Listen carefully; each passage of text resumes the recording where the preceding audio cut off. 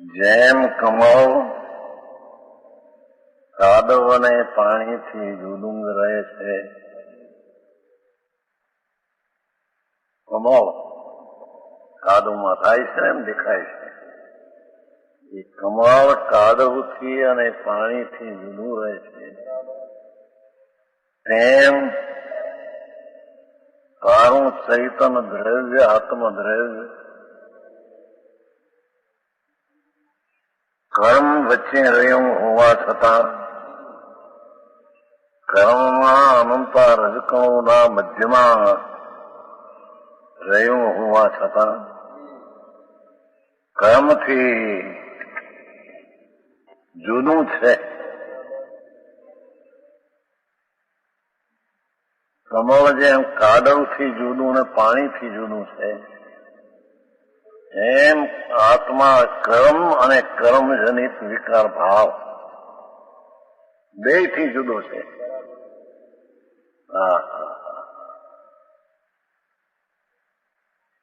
વિતરાગ સ્વરૂપ ચૈતન મૂર્તિ પરમાનંદનો ભરપૂર ભાવથી ભરેલો ભગવાન એ કર્મ અને કર્મના નિમિત્તથી થયેલી ઉપાધિ વિભાવ બેથી જુદો છે. આવી વાત છે.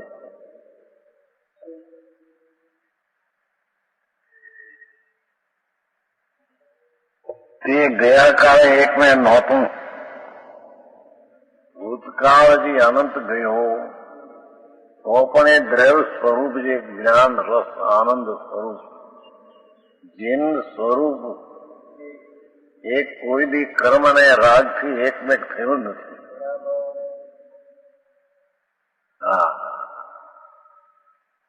એ વસ્તુ છે ચૈતન ભગવાન જીન સ્વરૂપ. એ રાગ ને કર્મના સંબંધમાં એકમેક થયું નથી.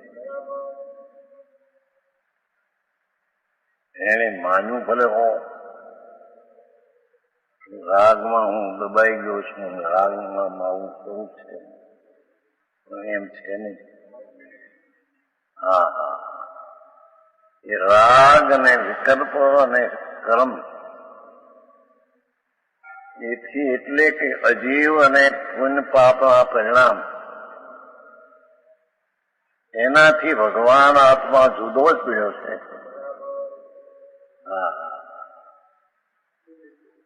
અત્યારે એ કે છે ભૂતકાળે પણ એમ હતું,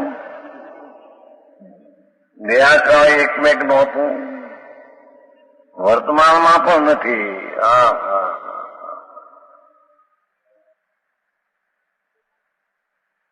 અહીં તો એ માંડી કે કર્મને લઈને આ થાય ને કર્મને લઈને આ થાય. એ કર્મ છે જળ, એને લઈને વિભાવ ન થાય. વિભાવ પોતે નિમિત્તને આધીન થાય છે.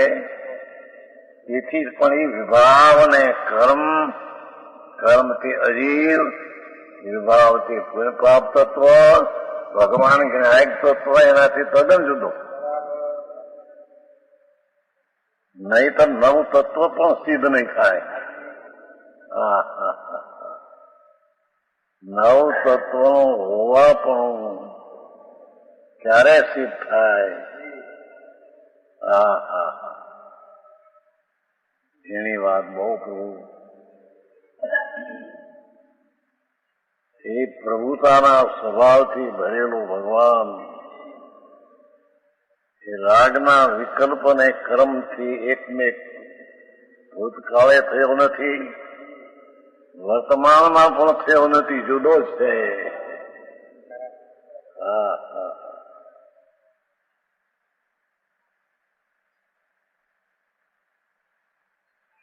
અને ભવિષ્યમાં નહીં થાય.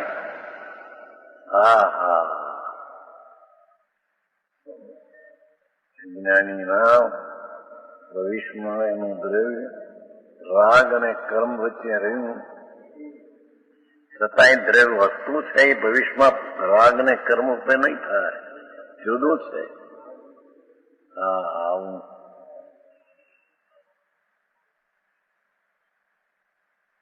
દયા દાન વ્રત ભક્તિના પરિણામ એ વિભાવ છે. એનાથી પ્રભુ જુદો સંબંધ. હા હા હા, વિભાવ કરીને ધર્મ થશે. એને તો વિભાવ ને સ્વભાવ બે ને એક માન્યા. હા હા, થોડી વાત છે, નાની છે, પણ રહસ્ય એનું મોટું છે.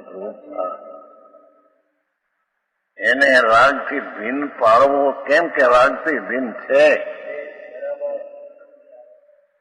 હા હા,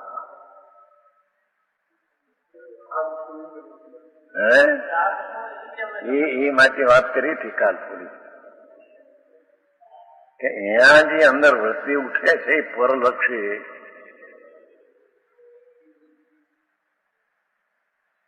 જ્યાં સ્વલક્ષ નથી અને પરલક્ષી વૃત્તિ ઉઠે છે તે રાગ છે. વાત હતી. રાગ શું ને ચૈતન શું? હા હા, સ્વરૂપ જે ચૈતન તત્વ દ્રવ્ય છે એમાં જે રાગ થાય છે એ પરલક્ષ્યમાં જાય છે, તેથી થાય. સૂક્ષ્મપણે એનો વિચાર કરતા આ બાજુ ઢળતો નથી અને આમ ઢળ્યો છે. આમ ઢળ્યો નથી એટલે આમ ઢળ્યો છે, એટલે આમ વિતરાગ સ્વરૂપ તરફ ઢળ્યો નથી એટલે નિમિત્તના તરફ ઢળ્યો છે, એટલે રાગ છે એમ લક્ષ્યમાં આવવું જોઈએ. જેની વાત છે ભાઈ, અરે એને કરવાનું જે મૂળ છે એ આ છે ભાઈ, બાકી તો બધી વાતો છે. હા હા,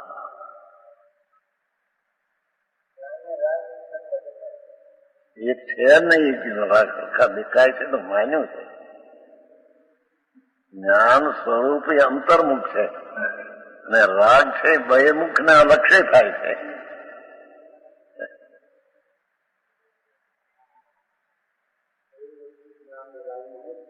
એ બહિર્લક્ષી રાગ કો કે રાગ બહિર્લક્ષી ભાવ કોઈ છે. આ તો ઓળખાવા કે રાગ કેવો કોને અંદર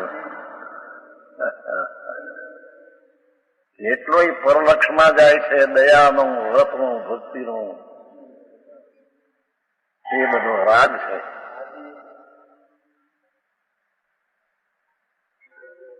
આખરું કામ બહુ મોટું.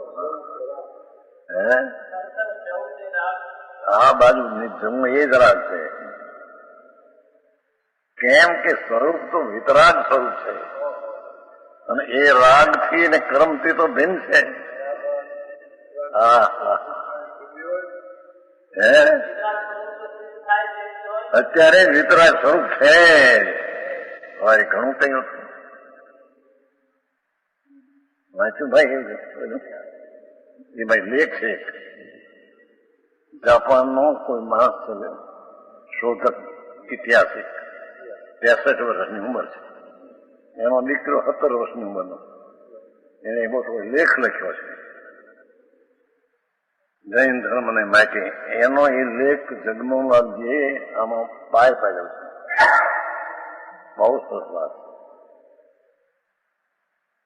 જૈન ધર્મ એટલે શું? કે આત્મા જે વિતરાગ સ્વરૂપ છે, વિતરાગ એ નથી મળતું, પણ એ વસ્તુ જે છે એથી એનો ખુલાસો એમ કરવો પડે કે જીન સ્વરૂપ છે અને એની અનુભૂતિ તે જૈનપણું અને તે સમ્યક દર્શનપણું છે. એને એમ લખ્યું છે મારો. હા, અને કોઈ બૌદ્ધ માંથી નીકળ્યા જૈન કહેતા હોય તો વસ્તુ સમજતા નથી. જૈન એટલે કહ્યું થોડા વારું. જૈન જીન એટલે દ્રવ્ય અને જૈન એટલે દ્રવ્યની સ્વમુખના થયેલા પરિણામ. હા હા હા,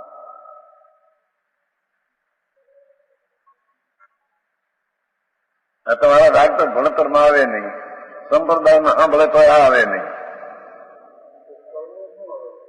આ કર હા અત્યારે તો વાત બહુ થઈ ગઈ. બોલો એ ઐતિહાસિક જાપાની માણસ એમ કે છે જૈન ધર્મ એટલે એ આત્માનું અનુભૂતિ એ જૈન ધર્મ છે. અને તે બૌદ્ધ ને ઉપનિષદમાં પણ કંઈક એવી વાત છે, પણ એ બધી આઈની છાયા ને આવી છે, વસ્તુ તો આઈની છે. વાત તો સાચી છે. હા હા યુરોપમાં એ ધર્મ હતો, ઘણા દેશમાં મામા છે. ભગવાન જયારે બિરાજતા ત્યારે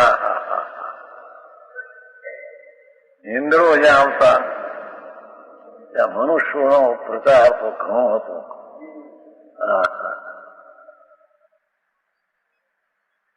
એ જૈન ધર્મ એટલે મૂળ વાત એવી છે કે વસ્તુ જીન સ્વરૂપ છે એ વાતો બેસતી નથી.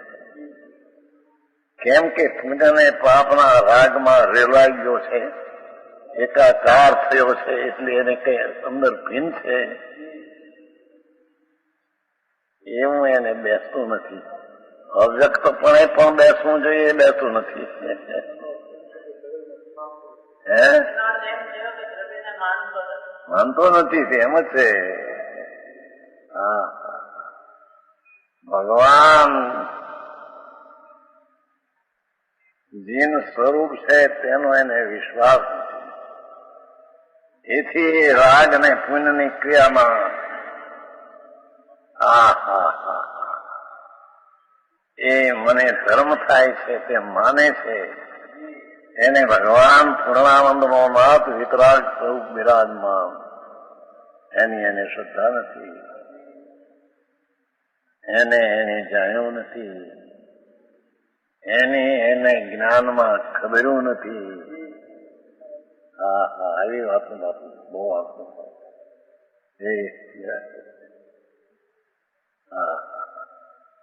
અનંત તીર્થંકરો અનંત કેવડીઓ આ પુકાર છે. શરીર વાણી કર્મ અને પર વસ્તુ એ તો સ્વતંત્ર જગતના તત્વો છે. એની પર્યાયમાં તો આત્મા ગયો નથી, એના દ્રવ્યમાં તો જાય ક્યાંથી. ફક્ત કર્મ એક નિમિત્ત છે, એના સંયોગના સંબંધમાં દ્રષ્ટિ ગઈ છે અનાદિથી. એથી એને વિકાર ભાવ પોતાથી ઉત્પન્ન થયો છે. એ વિકાર ભાવથી પણ વસ્તુ તો નિરાળી ભિન્ન છે.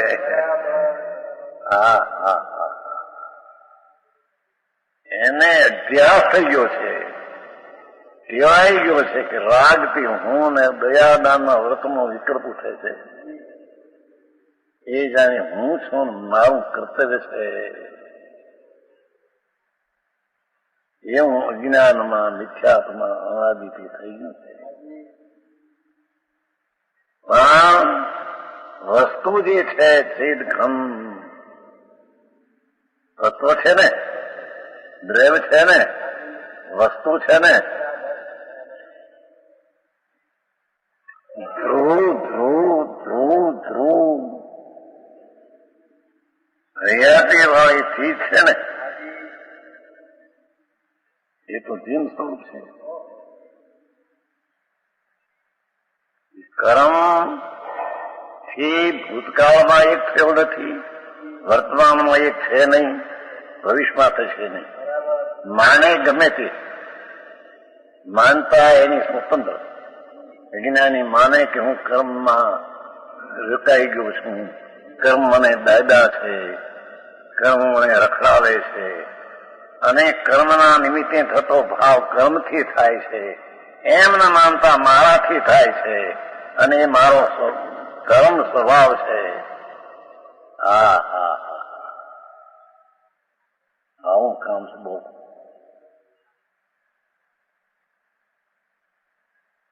આવું છે તો માર્ગ તો આવો છે.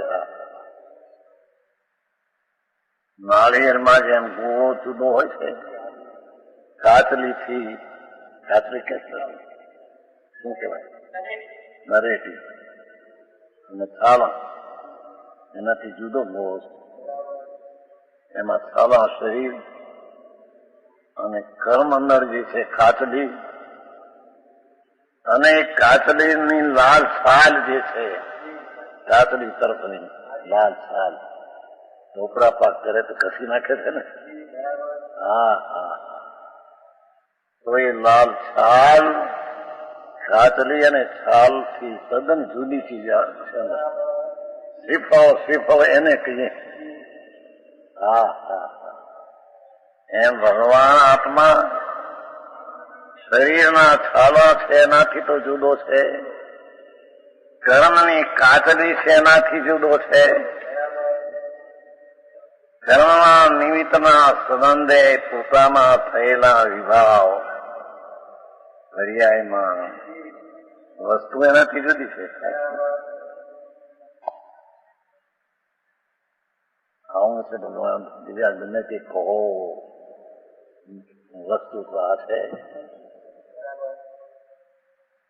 એને કઈ પણ બીજું કોઈ સાધન, એ સાધન જ આ છે. રાગ ને ફળથી ભિન્ન છું એવું જે અંદર અનુભવવું એ સાધન છે. એ બધા નિમિત્તની વાતો કેશે ગુરુની આજ્ઞા રે, આજ્ઞા એની વિતરાગ ભાવની છે. મારી સામું જોવું એ પણ એની આજ્ઞા નથી.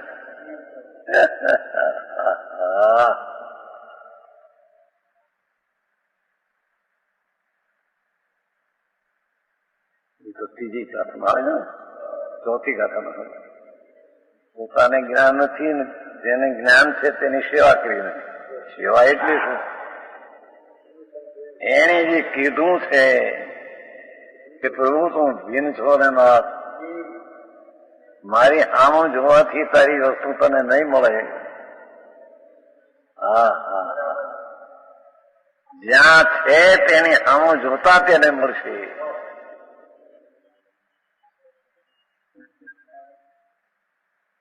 આ કોણ કામ છે પણ બાપુ મારી વાત છે. હા, અત્યારે તો બારમાં પૈસા આવડું કીર્તિ રજા પત્યા પડ્યા. અરે રે માન્યું છે હો. હા, જબરદસ્ત. હે આખી દુનિયા પાગલ.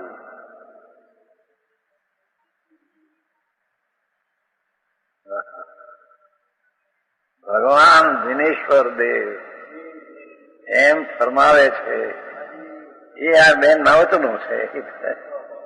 હા હા, પ્રભુ તું તો રાગથી અને કર્મથી જુદો પડ્યો છો ને. જો જુદો ન હોય તો જુદો થશે ક્યાંથી? સમજાવું કાંઈ? અંદર દયા દાન વ્રત ભક્તિ પૂજાનો વિકલ્પ ઉઠે છે. ભગવાન એનાથી પણ તું જુદી થી છો. હા હા, જો જુદી ન હોય તો જુદી પડશે ક્યાંથી? હા હા, કોણ કરે દયા? પરની દયા કરે કોણ? કરી તો શકે નહીં, પણ પરની દયાનો ભાવ છે તે હિંસા છે જીવની.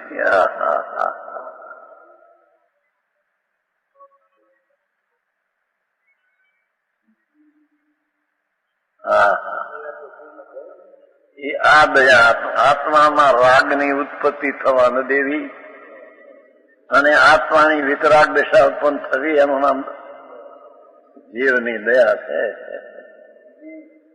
એની વાત છે બાપુ. હા હા, અનંતકાળથી રખડી દુઃખી છે. હા હા, નરક ને નિરોધ. આ બાપુ શું છે ભાઈ, એની વિચાર ક્યાંથી જાય?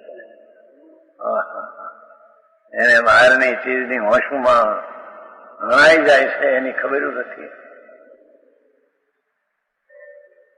હા હા પ્રભુ તને તારી હોશ ન હોય કે હું એક આનંદ સાગર પ્રભુ છું. હા હા અતિન્દ્રિય આનંદથી ભરેલો ભગવાન આત્મા. હા હા એટલે કે જીન સ્વરૂપ પ્રભુ આત્મા જીન સ્વરૂપ જ છે. જીન સ્વરૂપ ન હોય તો પર્યાયમાં ચિંતન આવશે ક્યાંથી આવે? સમજાણું કાંઈ? પર્યાયમાં જે અર્યંત સર્વજ્ઞ વિતરાગ થાય છે એ સર્વજ્ઞ પર્યાય વિતરાગ પર્યાય ક્યાંથી આવી? એ બહારથી આવે છે? હા હા હા ભગવાન તું સર્વજ્ઞ સ્વભાવી છો, વિતરાગ સ્વરૂપી છો. હા હા હા એથી તું અતિન્દ્રિય આનંદ સ્વરૂપ છો. તારું સ્વરૂપ એ છે, તારું સ્વરૂપ એ છે. રાગ તારું સ્વરૂપ નહીં. હા હા તારી વાત ઝીણી પડે જગતને શું થાય? રખડે અનાદિથી બાપુ. હા હા રાગનું કણ છે શુભ, એનાથી પ્રભુ જીવ તત્વ તદ્દન ભિન્ન છે. કેમ કે રાગનું કણ જે છે એ તો પુણ્ય તત્વ છે. શું ભગવાન તો વિનાયક તત્વ છે, પુણ્ય તત્વ વિનાયક તત્વ તો બે ભિન્ન છે. હા હા ભાઈ કામ આખું છે પણ એના ફળ વિતરાગ પરમાત્મા દશા છે.